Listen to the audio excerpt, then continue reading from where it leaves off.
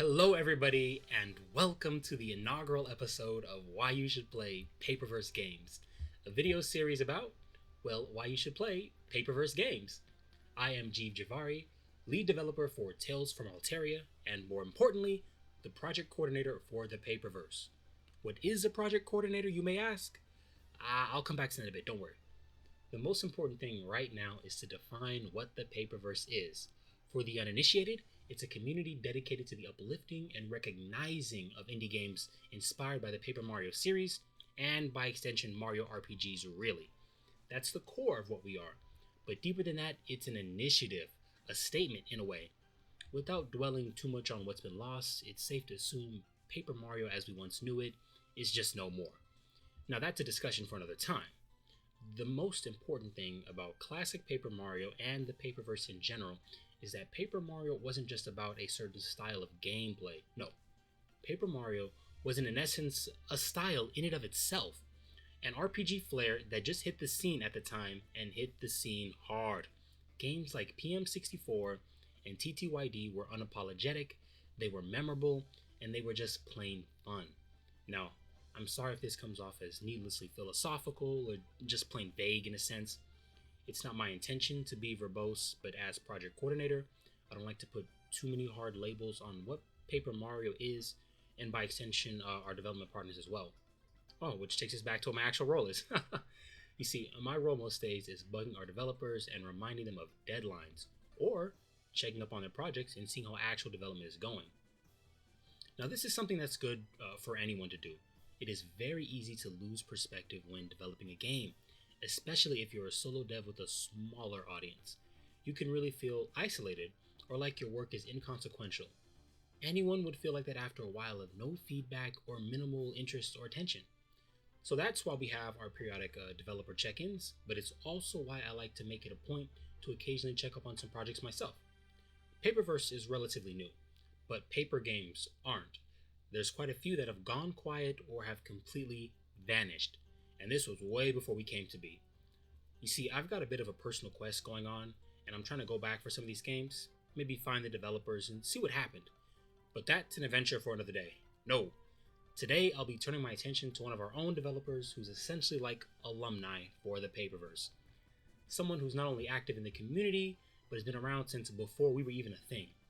A personable fellow, a fellow with a taste for horror, mystery, and the intrigue. Yes, I am referring to Wegenbartho, or Weggy as we affectionately call him. He's a developer of the Donnerwald Experiment. He self-describes it as a mature Dreampunk RPG with German folklore, demons galore, and interactive combat mechanics.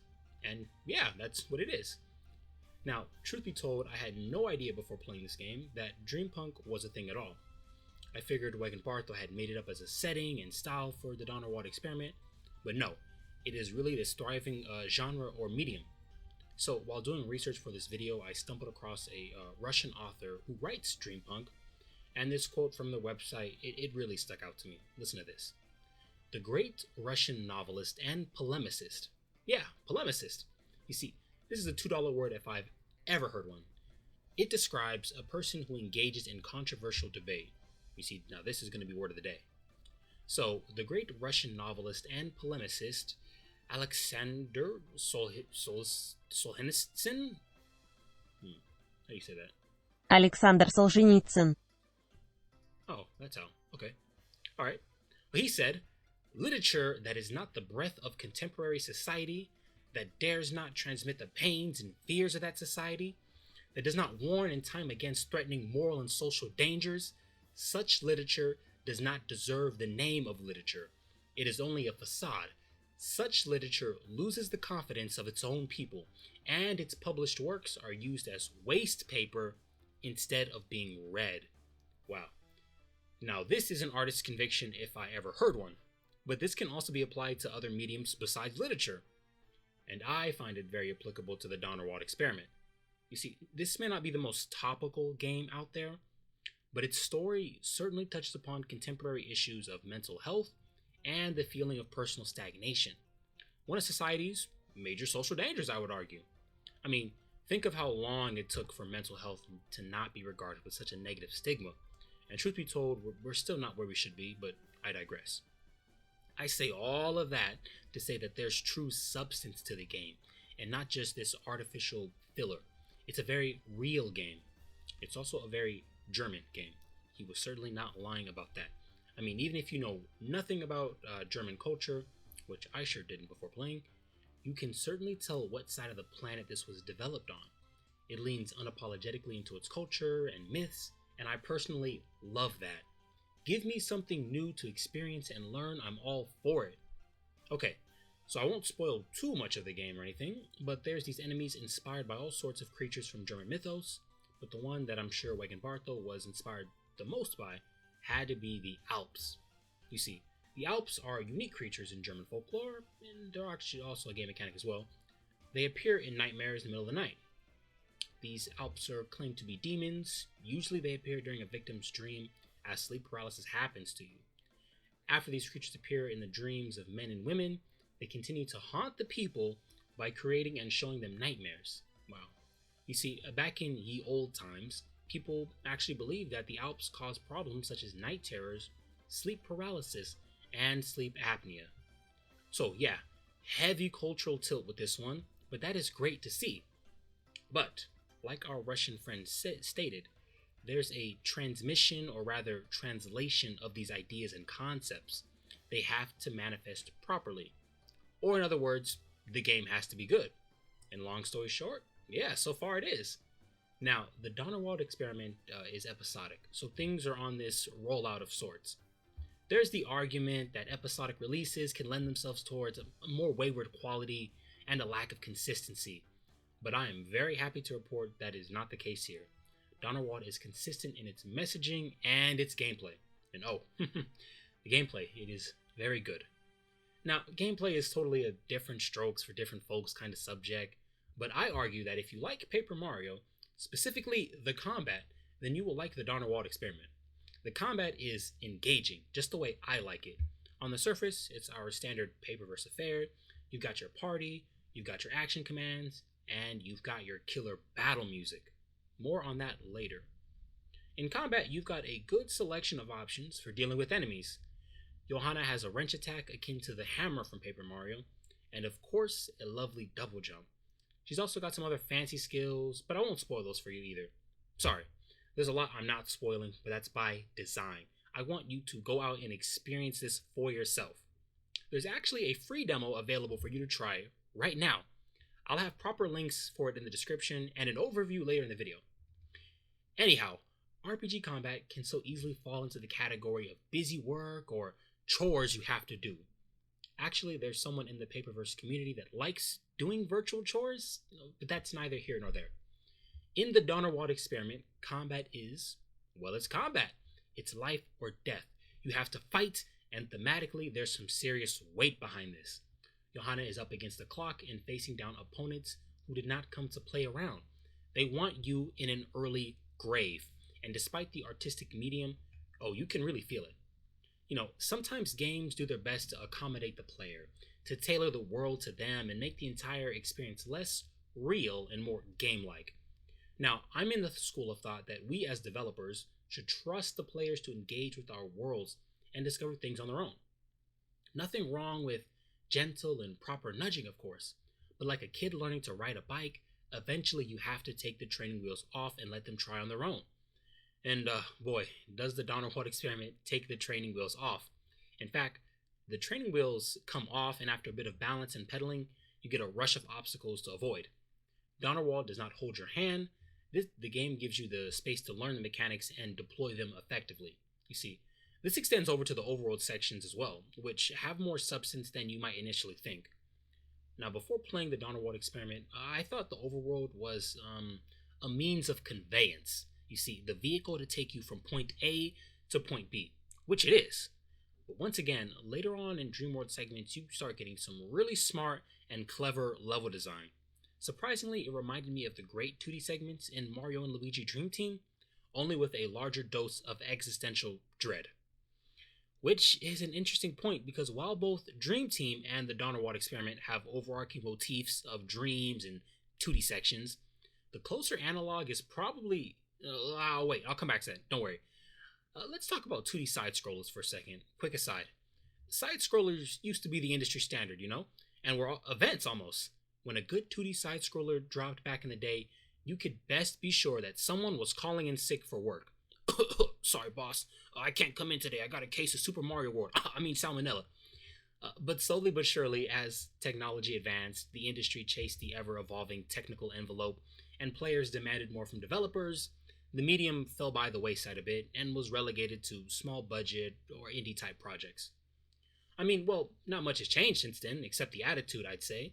There was, and still sorta is, of a stigma that 2D games are made as crutches for the developers. It's easier to develop than a proper 3D game, lazy man's choice, or everybody's favorite quote, why is this 2D game so expensive? These sentiments used to be pretty rampant and, to be honest, still haven't quite died down, but they aren't as prevalent as they once were. Now, I say all of that to say that the choice for a 2D side-scroller was not for any of these reasons here. In fact, this is not unlike a certain Paper Mario game. Alright, yeah, there's no dodging those comparisons. Yeah, both Super Paper Mario and the Donnerwald Experiment are, quote, 2D games, unquote. Well, 3D gimmicks aside. And yes, they both have weight in the Paperverse community as well, but I argue that Donnerwald's Paper Mario influences come more from the Thousand Year Door's storytelling and character importance, more than just Super Paper Mario's, hey, I'm a 2D side-scroller now. Okay, I have a bit of a confession to make. You see, I love fancy graphics and advanced effects in games. When Nvidia launched the RTX 2000 series of graphics cards, I was in the small camp of people, very small camp mind you, that were excited about the future of ray-traced lighting and the full suite of more graphical goodness on the horizon. That love has not been tempered at all since then, and I still feel like a kid in a candy store when I hear about new techniques or refinements to old ones. Though that love has not skewed my appreciation for the work and visual style the Donnerwald Experiment has. I describe it as pleasantly subdued. Actually, much like contemporary and modest-facing, keyword modest here, I'm very well aware of how fanciful European architecture can get. Anyhow, like those styles of architecture, it's not inherently flashy or in your face. It's stylized, purposeful, and in some cases, very rustic. All of these adjectives are what I'd use to describe the overarching style in the Donnerwald Experiment. The graphics are not pixel art, but more of a pseudo-stylized and real-world inspired mix. It's not going to be for everybody, but that doesn't mean it's any less great. It's an acquired taste. Oh boy, what a taste it is. You can actually tell on some of the assets that this is a very much hand-painted and deliberate affair. It's like the subtleties on these objects like trees and grass really add to that real-life / dreamlike haze that hangs over the game. A good test for what I mean, actually, is to look at the bark on trees. The bark is fibrous. It's almost like this fake parallax occlusion mapping. Okay, well, not exactly, but there's some serious depth to the environment. Again, it's a subtle thing that 90% of people would never notice, but it's there. Doesn't add anything to the gameplay. It's not a focal point of the design at all, I'd argue, but little things like that add up towards the game's presentation. Now, I like the art style, if you could not tell, and I should preface this by saying that I'm not too picky about art itself in games. I have a very weak suspension of disbelief. It does not take me much to get sucked into worlds, so I jive a ton with different art styles. It also helps that I'm by no means an artist and my skills are pretty shameful. I don't make art, I appreciate it. There's a role for all of us in life. And there's a lot to appreciate here, like the look of dream stages. Now, since this is a story-heavy game, again, I really don't want to spoil it for people who want to play, so I'll only stick to showing clips from Chapter 1, or the prologue, early game. You see, this is beautiful. It really is. Now, I mentioned the haze earlier, and really the dream world has more of a fog about it. It's intriguing. Actually, this is reminding me of when I took art in middle school. I'll never forget my art teacher, Mrs. Sifanelli. She was big into satellite cubes. You see, a satellite cube, they're these decorated cardboard boxes, essentially, that you put your dreams into, and then you burn the box. Yeah, pretty wild stuff. So what you do is write down what dream you want to come true, Then you put it in the cube with other people's dreams and light it on fire. The point of that being that the burning of the dreams wasn't destroying them, but releasing them into the atmosphere to be manifested later. Now, as a middle school kid, all I cared about was the cool flames the fire made. I hadn't bought into the hype yet. Oh, but boy, later that year did I. Small tangent, but my parents were always the you get what you need rather than what you want for Christmas types. You know the works. Tube socks, sweaters, books, pencils, and occasionally a bike or Lego set. So I didn't have large hopes that year. But I don't know, maybe some of the satellite cube smoke got into their lungs, but that year my wish totally came true. I got the Aquamarine 3DS with Super Mario 3D Land. Wow, what a great Christmas, and actually what a great practice my art teacher had. The cube idea is catharsis, meant to make you feel better. And man, Johanna could sure use some of that. Oh, right, the characters. Yeah, let's talk about them. Specifically Johanna. Now, this is a character-focused RPG, and the relationships you foster in this game absolutely do matter. Do not get that twisted. But for the sake of brevity, I'll be focusing on Johanna. She's just really relatable, at least for me. You see, she was once a brilliant artificer. Think of that as an engineer who can craft all sorts of awesome machines. Though one day she has an awful nightmare, and not only saps her ability to dream, but it also takes all of her creativity. So she becomes a struggling inventor, dealing with the frustration of living in her more successful brother's shadow, and with the trauma of no longer being able to think creatively. It's also implied that she's an alcoholic now. Again, not explicitly stated, but there's a subtle hint here and there. Absolutely heavy, but totally grounded. This stuff happens all the time. Well, I'm not so sure about the dream demons and the bunny hopping between reality and the subconscious, but you better believe that people suffer from creative burnout and lose their spark. And even no longer dreaming, that is completely true. Now, I alluded to it earlier, but it had been me even money bet that some of the early pioneers of paper games may have felt like this and fizzled out. You see, there was a prototype paper game called Paper Heart. I seem to be the only person on the face of the earth who not only remembers this game, but has a playable build. I downloaded it a few years back and linked what little was there. I liked it. I was thinking the dev would go on to refine the game and develop it further, so I waited and waited. Then one day I went back to the itch page and I found it completely nuked. Was no longer on itch.io, and I can't even seem to find it with the Wayback Machine. An indie game gone with the wind, just like that. And the only evidence it exists is a beta build I happen to keep. Now, there's no definitive answer for what happened, but I wouldn't be surprised if themes of mental health, creative burnout, and unfulfillment were applicable. So, Johanna dealing with all of this while also having to avoid being axed, yeah, this makes for great tension and an anchor that keeps her from seeming too larger than life or too unrealistic. It's a moving sequence that does a great job of keeping you engaged. It takes a bit to pick up, like a fair good amount of RPGs, but it's nothing egregious. It's like good music. It's got to take a little bit of time to build up and crescendo into something more powerful. Oh, the music. Oh man, where to begin? Okay, preface time. You see, I personally ascribe to the Xenoblade Chronicles school of thought when it comes to combat music. Combat music should sound like, well, combat, fight, conflict, battle.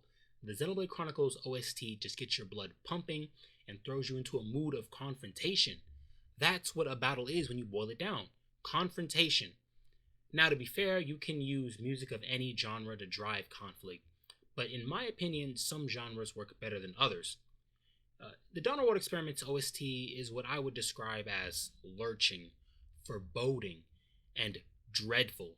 Now, these are motifs that usually suit a horror game better, but it totally works for the Donnerwald Experiment. Again, like the style of the game, the music isn't in your face. It's subtle, but not forgettable. You see, let's listen to the main theme for a few seconds.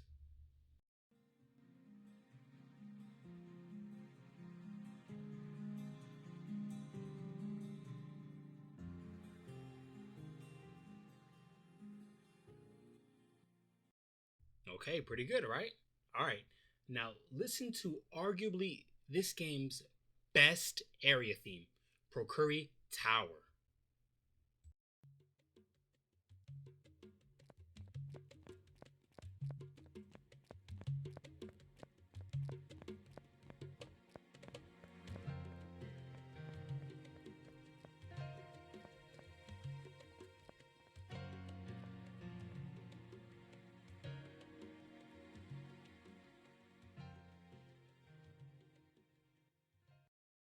Man, when I first played this game, this was the track that stood out to me. It's this combination of cozy, forlorn, but maybe slightly hopeful.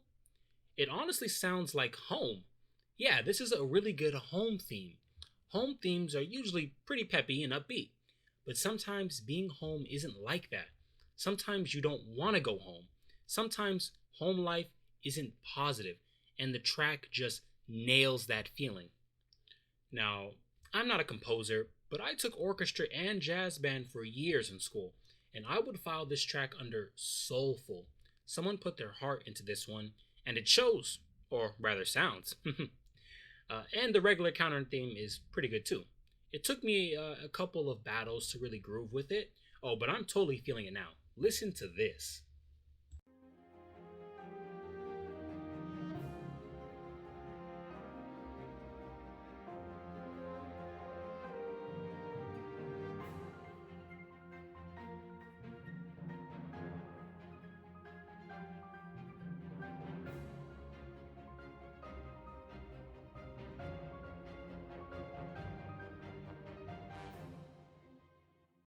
Ah, absolutely lovely. I love that theme. And the OST is not only on YouTube, but is also available for people to use without any copyright hammer coming down on you. 2 thumbs up for me on that. So to bring this all back and answer the original question, why should you play the Donnerwald Experiment? Just because it's good? Well, yeah, that's a pretty good reason actually. But if that's not enough for you, then you should play it because the game has something to say. There is a message here, and in my opinion, it's a very relevant one. Now, every game doesn't need some grandiose story and major theme, but when an independent game like this has one and it's good, then yes, I think that's a very good reason to play the game. Again, like our Russian author friend said, literature that is not the breath of contemporary society, that dares not transmit the pains and fears of that society, that does not warn in time against threatening moral and social dangers, such literature does not deserve the name of literature. It is only a facade. Such literature loses the confidence of its own people, and its published works are used as waste paper instead of being read. Okay, well, take this, but change some things around and say, video games that are not the breath of contemporary society, that dare not to transmit the pains and fears of that society, that do not warn in times against threatening moral and social dangers, such games do not deserve the name of game. It is only a facade. Such games lose the confidence of its own players, and its published works are forgotten instead of being played. Now, the Donnerwald Experiment will not be forgotten. I sure can't forget it. Second half of chapter 1, I got no sleep that night for sure.